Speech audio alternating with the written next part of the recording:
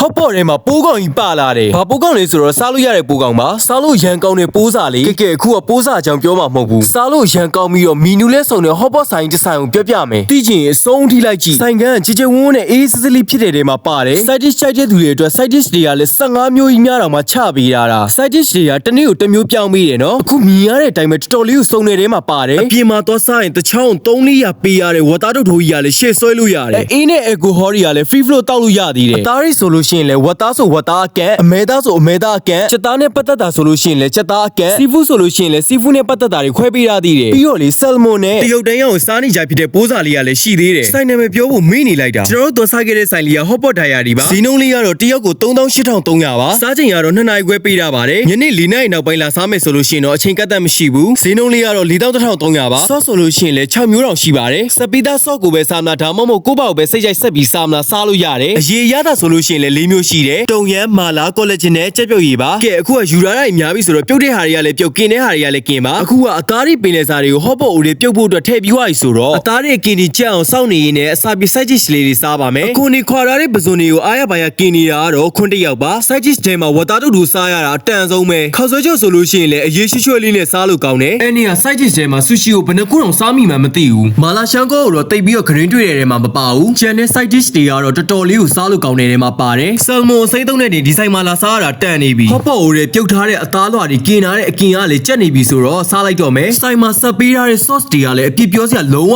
မရှိဘူး hot pot diary မှာ cheese ကလည်း free flow ပေးထားသေးတယ် cheese နဲ့တွဲစားတဲ့ပဇွန်တွေကလည်းတော်တော်လေးကိုလက်ထည်တွေမှာပါတယ်အရသာလေးကချိုတယ်ကင်ထားတဲ့ဝတ်သုံးသက်သားလေးတွေကလည်းကြက်နေပါပြီခွန်းတစ်ယောက်သူကင်ထားတဲ့အကင်ကိုဘလို့တောင်စားနေလဲဆိုတော့ဒီမှာကြည့်သူအားရပါရစားပြနေတာကိုကြည့်နေနဲ့ vice ဆိုပါသွင်းနေတဲ့ကျွန်တော်တော့မှပြန်ပြီးစားကြလာပြီဆလရွက်လေးနဲ့အသားကင်လေးနဲ့ share လာကဲအကင်လဲစားပြီးပြီဆိုတော့ round 2အနေနဲ့ hot pot ပြန်စားမယ် hot pot ရည်ထဲမှာကျွန်တော်အကြိုက်ဆုံးကတော့မာလာနဲ့ကြက်ပြုတ်ရည်ပဲ collagen ရတာကတော့ကျွန်တော်တိတ်ပြီးတော့စားလိုက်စားတာမရှိဘူးဥစားကလည်း hot pot diary မှာကြိုက်သလောက်အဝစားလို့ရတယ်အချိုပွဲမှာဆိုရင်လေရေခဲမုတ်တွေကြောက်ကြောတွေကိတ်တွေအားစားရှိတယ်ကဲဒီနေ့ဗီဒီယိုလေးကတော့ဒီလောက်ပါပဲအားလုံးပဲတတား